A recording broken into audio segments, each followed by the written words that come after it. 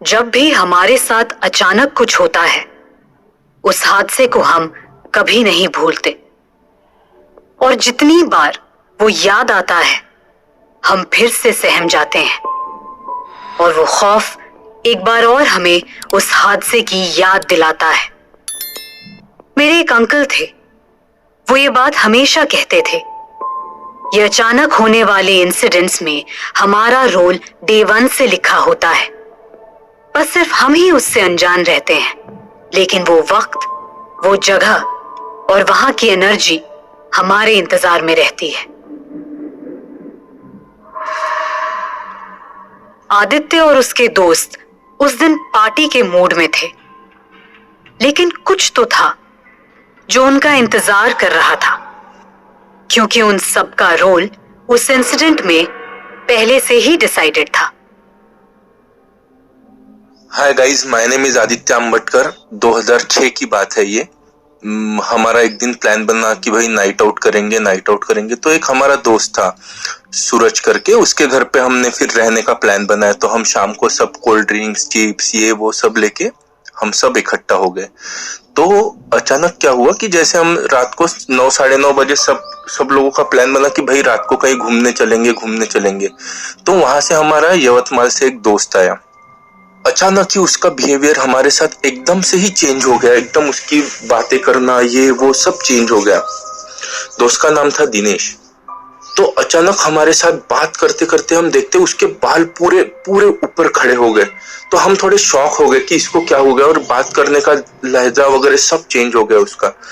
तो वो सूरज ने हिम्मत करके उसके पास गया, तो उसने उसको जस्ट एक छोटा सा पुश के काफी दूर आके वो खड़ा हो गया। मतलब काफी दूर पुश हो गया वो।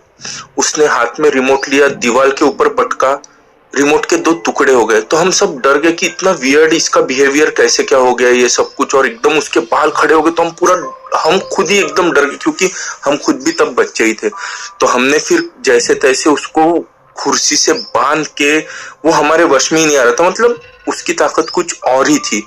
तो जैसे तैसे उसको हम बांध के ये वो करके एक जगह पे समूह हमने उसको स्टेबल किया। उसके मम्मी पापा को हमने इन्फॉर्म किया कि ऐसे ऐसे हुआ है। तो वो यवतमाल में रहते थे ऑफ कोर्स, और तब रोड्स भी इतने अच्छे नहीं थे। तो उसके माँ बाप ने, यानी उनके अंकल आंटी ने हमको बोला कि भाई तुम्हारे लेवल पे जो करना है देखो, हम कल सवेरे तो वहां पे आ ही जाएंगे। तो हमको कुछ सूचना है, हम ये सब नागपुर की कहानी है। तो हमारे नागपुर से एक जाम सावड़ी करके एक हनुमान जी का मंदिर है, जो हमारे एकदम नजदीक है, 150 किलोमीटर की दूरी पे। तो हमने ऐसे सोचा कि इसको, हमको समझ में आ गया कि ये फर्स्ट टाइम हमारा एक्सपीरियंस है, ये वियर्ड है, सब कुछ ना कुछ तो गलत तो हो रहा है।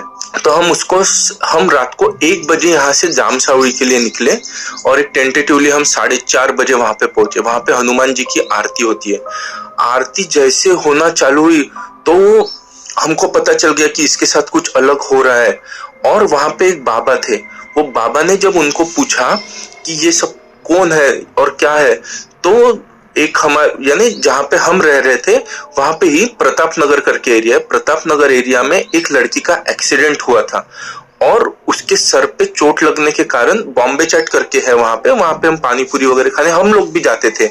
तो वहां पे एक्सीडेंट हुआ था, और वो एक्सीडेंट में उसकी वहां पे डेथ हुई थी। तो वो लड़की ने कबूल किया कि हाँ, मेरा यहाँ पे एक्सीडेंट हुआ था, और मुझको अभी तक तृप्ति, यानी मेरी आत्मा को शांति नहीं मिली करके इस लड़के की शरीर में घुसी हूँ। तो वो बाबा ने जो कुछ है वहां पे पानी वगैरह दे के सब उसको जब शांत किया, और फिर हम सब लोग दूसरे दिन शांति से घर में आए। उसके मम्मी पापा आए। तो वो एक वो ऐसा एक्सपीरियंस है मेरे जिंदगी में कि मुझको लगता नहीं कि जब तक कि मैं खत्म होऊंगा तब तक ये मेरे जहन से निकलेगा। ये आदित्य को लगता है कि ये सब कुछ अचानक हुआ, लेकिन ये उन्हीं के साथ क्यों हुआ? अगला एक्सपीरियंस है वरुण और उसके दोस्तों का, जो कैंपिंग करने गोवा गए थे। मेरा नाम वरुण है, और मैं अपने दोस्तों के साथ एक गोवा का ट्रिप प्लान कर रहा था। तो हमने सोचा कि अंजुना बीच है, बागा बीच है, कलिंगुट बीच है, ये तो रेगुलर बीचेस हो गए, कुछ अलग चलते हैं, कुछ एक्साइटिंग करते हैं। तो हम पहुंच गए मैं नाम नहीं बताऊंगा, ऐसे एक बीच में। पर जाने के रास्ते पे ना हमारे साथ एक अजीब सा हादसा हुआ कि हम जितना आगे बढ़ रहे थे, बार बार वो 2 घंटा ही दिखा रहा था, और जो हमारा 2 घंटे का ट्रिप हुआ वो 5 घंटे लग गए हमें पहुंचते पहुंचते। एनीवेज, हम बीच पहुंचे। इट वॉज अ ब्यूटीफुल बीच। तो हमने अपनी कैंपिंग वहीं की, और मैं और गौरव हम निकल पड़े बीच की तरफ। फिर एक अजीब किस्सा ऐसा हुआ कि गौरव को पानी से बुलबुले उठने की आवाज आई। उसने उसके तरफ देखा बुलबुले के, तो उसमें से आवाज आई उसकी। गौरव डर गया। मैंने उसको पूछा, क्या हुआ गौरव, तू इतना डर क्यों गया है? बुलबुली तो है। कहता है बुलबुले से मेरी आवाज आ रही है। तो मैंने उसके तरफ से देखा और बोला, पागल है, कुछ भी बोलता है, चल कैंप साइड। तो हम आए कैंप साइड, हमने बॉनफायर किया, चिकन विकन खाया, बियर शेयर पी, और हम सो गए बढ़िया। तो 2 लोग नीचे सोए थे कार में, और हम 2 मतलब मैं और गौरव ऊपर सोए थे। रात में धड़ाम पानी में एक आवाज आई, उससे सबकी नींद खुली। तो हमने देखा कि वहां पे अनूप नहीं है। तो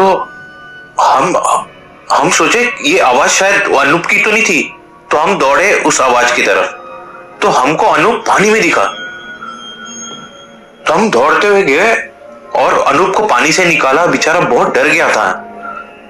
उसको बैठाया गाड़ी में, हीटर शुरू किया, और हम लोग ने डिसाइड किया कि यार यहाँ पे कुछ फिशी सा हो रहा है, चलो हम निकलते हैं। वापस जाते टाइम हमको एक गांव दिखा। हम गांव में रुके और गांव में पूछा, ये मतलब हमारा वहम है कि सही में ये हादसे हो रहे हैं? तो गांव में एक आदमी ने बोला कि यहाँ बहुत सालों पहले एक शमशान घाट हुआ करता था, और बस उन्हीं की कुछ रूहें हैं जो घूम रही है। तो कभी भी ऐसी चीजें होती ही रहती है इधर। बस वो दिन था, और आज का दिन ना हमने ट्रिप प्लान की और ना बीच गए।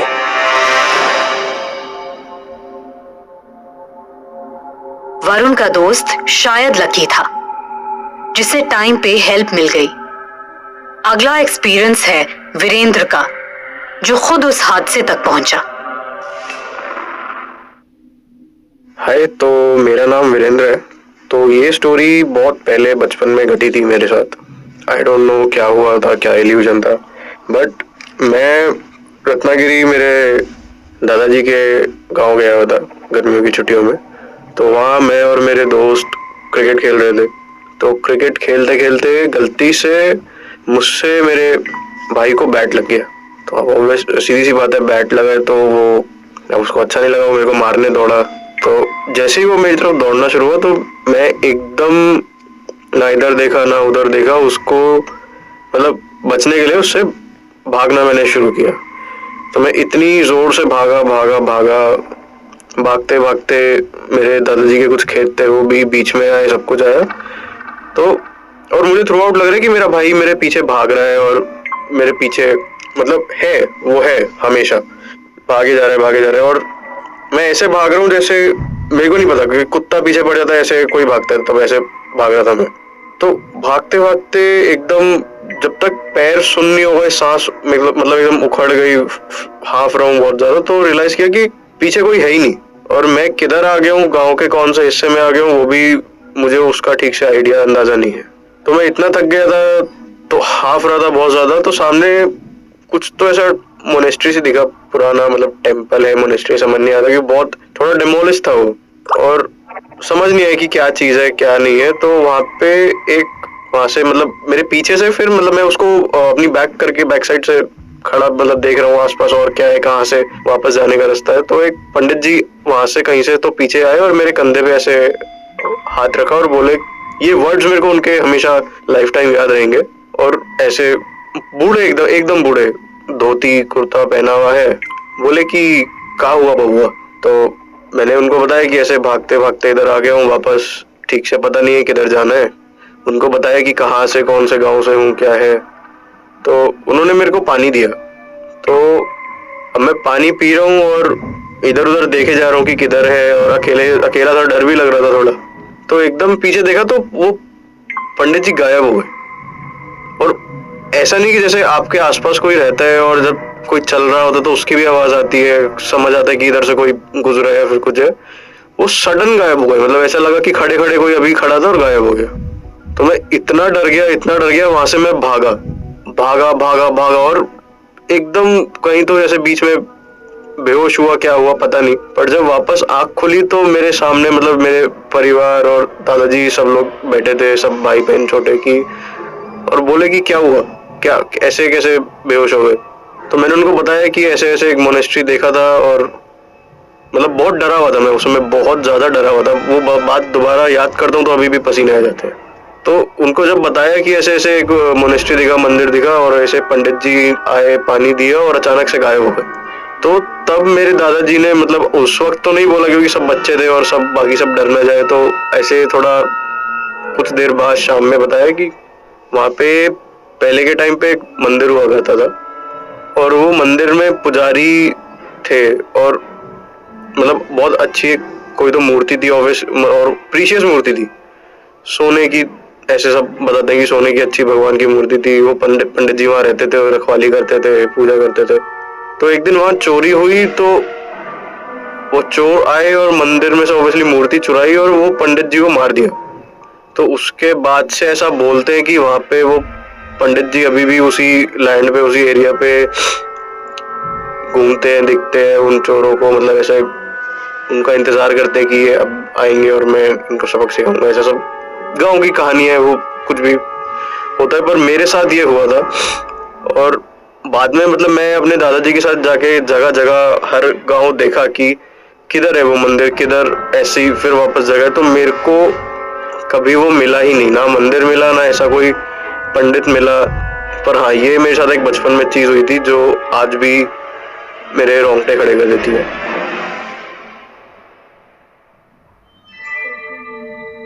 मैं जितनी बार ये एक्सपीरियंसेस सुनती हूँ उतनी बार मुझे मेरे अंकल की बात सच लगती है, और बस यही सोच के मेरे रोंगटे खड़े हो जाते हैं और मन में एक खौफ पैदा हो जाता है कि ना जाने कौन सा हादसा हमारा इंतजार कर रहा है, क्योंकि हमारा रोल तो पहले से ही डिसाइडेड है।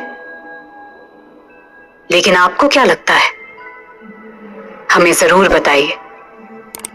और अगर आपका मानना ये है कि ये सिर्फ कहानियां हैं, तो आप हमारे दूसरे पैरानॉर्मल एक्सपीरियंसेस सुन सकते हैं।